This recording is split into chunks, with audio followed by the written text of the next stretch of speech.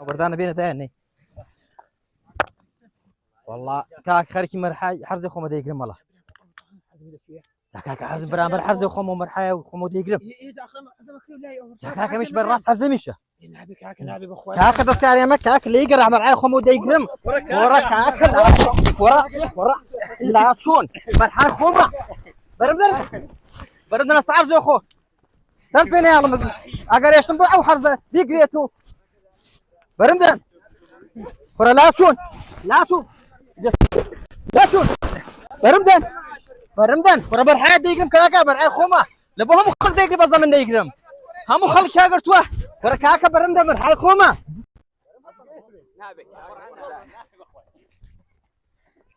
كاكا السلام عليكم. عليكم السلام جماعات باشن بخير ما مصاب كيف يا اخو كاكا وخيرات شي وابوا شرطنا هراتنا او حرز خوما دم مرحاي سن ارز خوم بقرم ما اول شيء خليني اقرب ما اوش حرزم كاكا راوس برام سبر كاكا تصبح يا وجو توزك آية دزانن بمكردن داگیر کردنی ارزك بست ارزك چند تاوان و گناهی هيا جماعة مس حرزيان بران حرزي خوشي خويا حرزي كرواب ما مستعين في سيدي ما يقول خو حكيني يقرم كاكا حونەری ئەوە نییە کە هەموو خەڵک باش بێ ئەو جەر ئەتوو باش بی حونەری ئەوەیە کە لە کاتێکدا خەڵک خراپە ئەو جەر ئەتۆ باش بی بەشی من نامێنێت و خەڵک هەرداگیر کات و با فەرمایشتێکی پێغەمبەرتان بۆ خوێنمەوە صلی الله عليه وسلم لەسەر داگیرکردنی ئەرز ئەو جا دەزانن تاوان و گوناهی داگیرکردنی ئەرز چەندە گەورەیە لە صحیحی مسلم داهاتووە پێغەمبەر صلی الله عليه وسلم دەفەرمێت من اقتطع شبرا من الأرض ظلما طوقه الله إياه يوم القيامة من 7 أراضين زانان دو تفسير عن بكردوا إيكي كان دلين أو كسي يكبز لزوي داگير كات لروجي قيامته دا بأندازوي كدا داگيري كردوا بناخي أو زوي دا دايبن خواري بتفسير كي ديكاش زانان دلين أو اندي كداگيري كردوا لروجي قيامته دا ديخنا سرملي وديخنا قردني دلين كاكا يلا حلي بقرا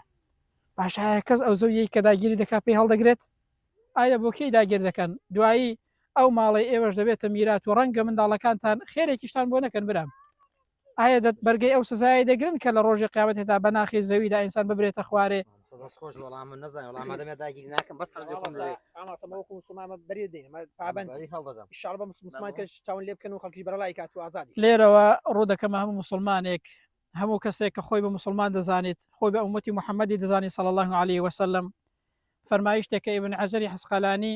بە حەسەنی داناوە عەبدوڵڵای کوڕی مەسعود دەگەڕێتەوە دەفەرمێ گوتم ئەی پێغەمبەری خوای صلی الله عليه وسلم ئەی الظلم ئەعظم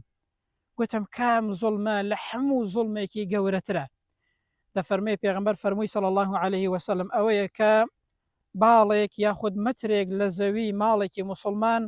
کەمی بکەیەوە و داگیری بکەی پێغەمبەر فەرمووی صلی الله عليه وسلم ئەوە گەورەترین زوڵمە ئینسان بەناخی ئەو زەویەیدا دەبەنە خوارێک کە داگیری دەکات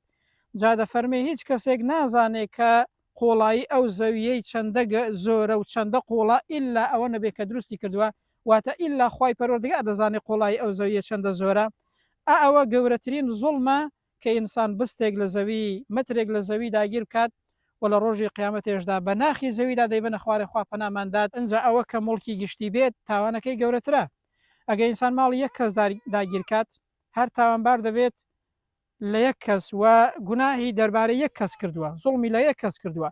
بەڵام ئەگەر مەرعایەک و ماڵێکی گشتی داگیرکەی وەکو ئەوە وایە کە زوڵمت لە هەموو کەسێک کرد بێت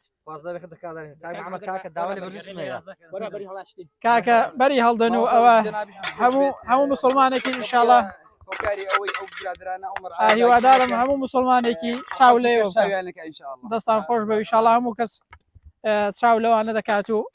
واز لە داگیرکردنی مەرعای دێنێ و دەستان خۆش بێت دوا بچین چایەکی وە خۆینجا